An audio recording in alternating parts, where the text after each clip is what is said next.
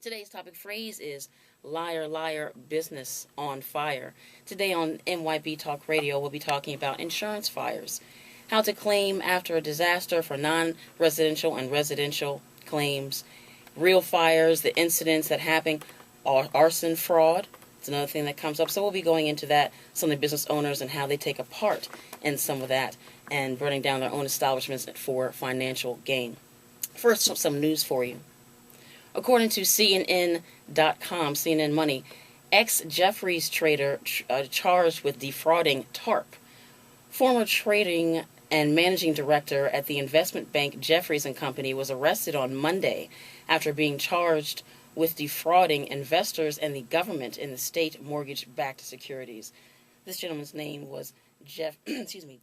News number 2. We've got the Super Bowl results: 34-31. Go Ravens.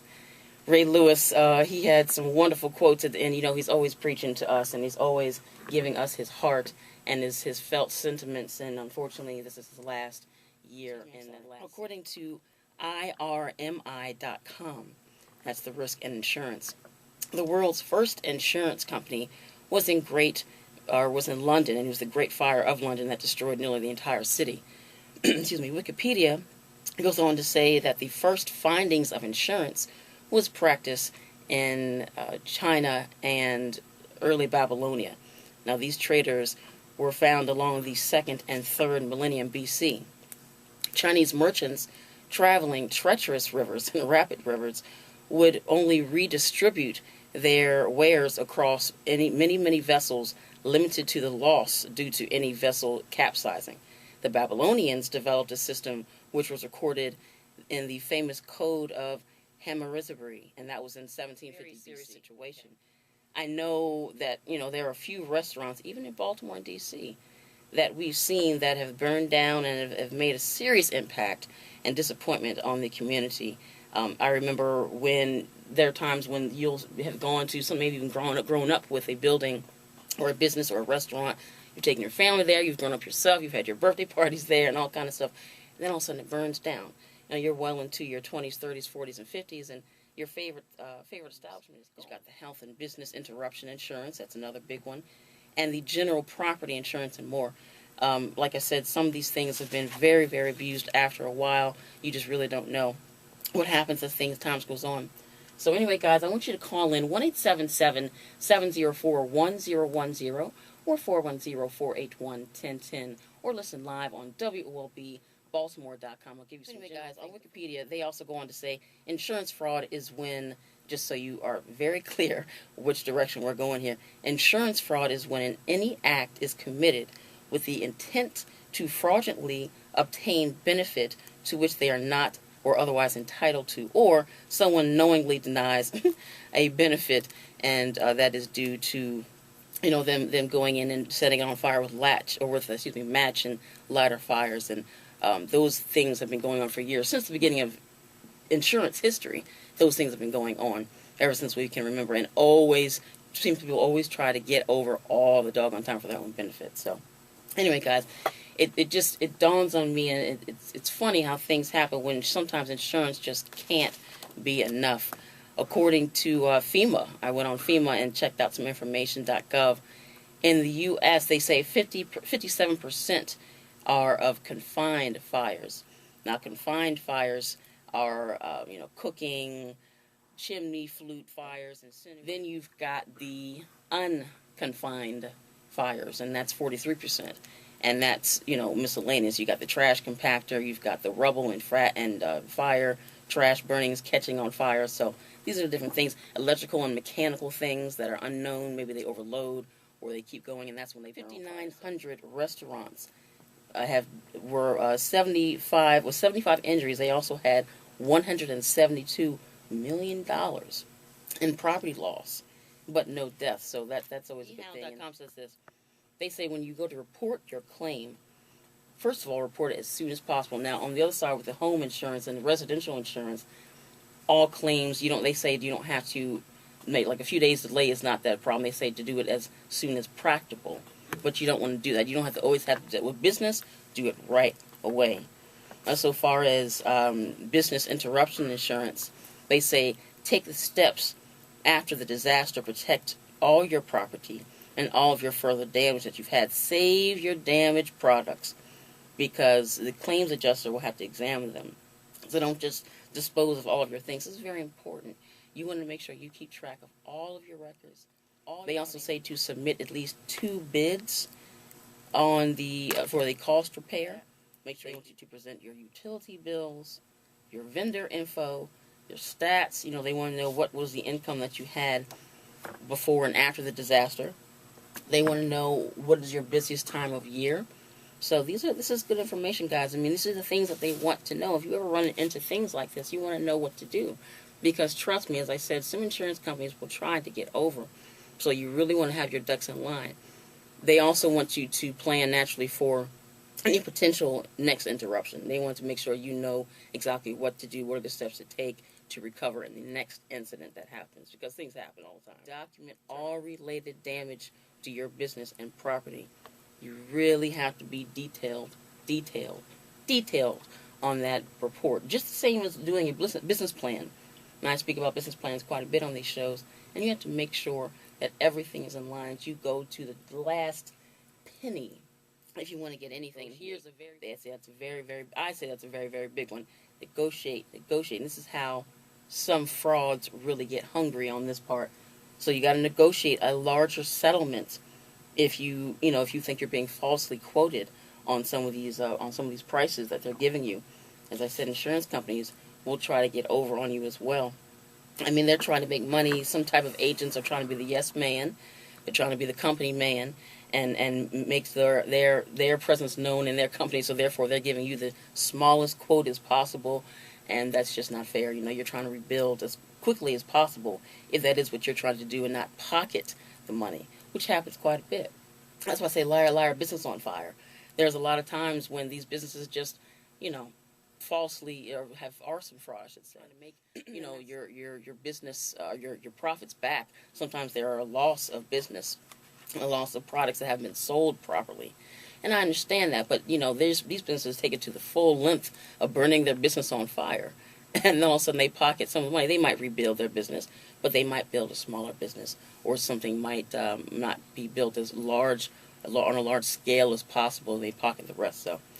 Anyway, guys, 1-877-704-1010 and 410-481-1010, or listen live on WOLBbaltimore.com. And Nihal goes on to say, don't forget, consider your deductible. That's another very important part. Consider your deductible, guys. When you pay, before the insurance starts to pay you the quote that you guys have decided on, make sure you think about your deductible. Once again, these are things to consider, and arson frauds are making it harder for that legitimate company to, claim on their business fires, okay? So anyway, guys, like I said, it even goes past the business owner. Some people in authority falsify information and falsify the information that is given to the insurance companies so that the quote becomes higher so everyone gets paid. And this is, I hate to say it, but this is reality. This is what happens. In a lot of different communities, you see, you never know, you see little hush-hush things going on. This is what's going on. You have a lot of people getting involved, some of the insurance companies, some of the doctors, some of the people in authority, I'll just say. And it happens all day, every day. People are trying to get over and get the dollar bill, okay? Because especially now we're in the recession and things have to be made up for. So anyway, guys, 1-877-FIRE. So, think about that, guys. And that, that's a huge example, but it's just think. Even the mom and pop stores, those are another big, huge amount of fires. The mom and pop stores, they're small business. They're trying to expand, and they know that because if they do it a false arson, that might allow them to expand the way they want to quickly.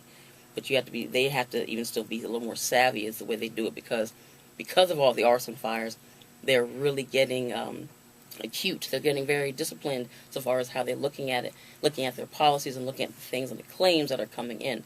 Claims come in all day long.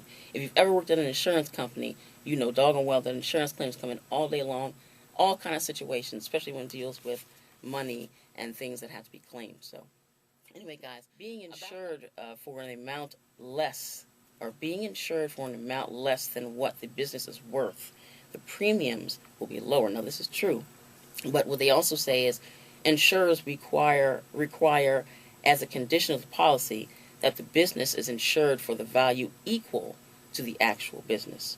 Now, if not, and a loss occurs, a penalty is applied to the settlement amount. Okay? So the penalty, and this penalty will always exceed the value of any saved premium. And that can come at a very, very bad time. Very, very bad time. So long story short, guys, always insure for 100% if possible. Like I said, I know it's kind of hard right now. You try to beat the system as much as you can so you can save that dollar. But always insure if you can for 100% of the value and set on fire or had caused an accident. So there's many things that you have to look out for. There's, like I said, there's the electrical and mechanical fires. There are the trash compactors, smoke damage. For example, for a very long time, if you guys remember that, if you are in the Baltimore area, I mean the Pikesville area, you all know, Wrightstown Plaza was shut down for a long time. Something had caught on fire. I believe it was one of the kitchens in one of the restaurants in there, the fast food restaurants. And it first of all, the whole place had shut down for about a week or so, maybe even 2 weeks, to tell you the truth. And that's business lost. That's another thing. It's another tip I want to say.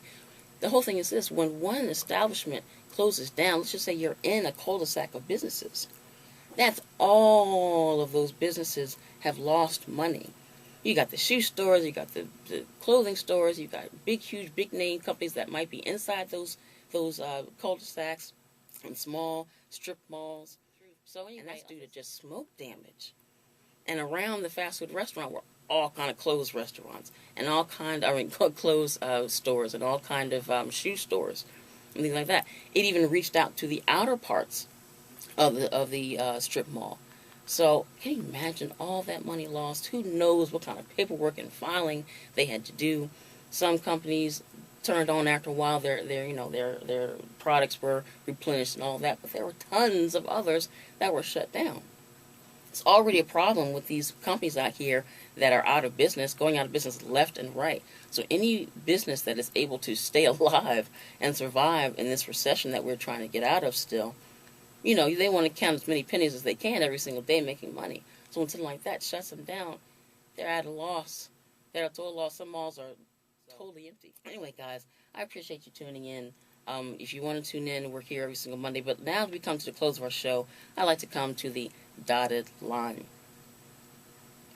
It is true. It is true that we have a tragedy when a building, a home, a business catches on fire with minor or minor problems when damage is done. There are some steps that we need to take, and there are some steps that are in place. But do we have all our ducks in order? Do we know what to do when the time of disaster? Is the insurance company doing the job that they're supposed to be doing so far as the claims adjuster, the agent that is speaking to you so far as how much money you're getting, and the proper paperwork that needs to be done? Are they reviewing all of your things properly? Are they asking you the questions that need to be asked? Sometimes no. But these are ridiculous things that happen. There are rackets and more in this building burning business. Millions have been lost. Millions have been made. Everyone is trying to be, well, not everyone, but some are trying to be clean and honest. Are they clean and honest? No, they're not. So you have to be on your P's and Q's so your business isn't a liar. Anyway, guys, like I said, thank you for tuning in today. Make sure you tune in every single Monday from 1:30 to 2 p.m. I'm your host, Miss Robin Annette. You can always follow us on Twitter, like us on Facebook, and other Mothership Productions, Let's Talk Business, on LinkedIn. Before I go, I got to let you know there's no business like your own business. Miss Robin Annette signing off on Radio 1's WOLB 1010 AM in Baltimore.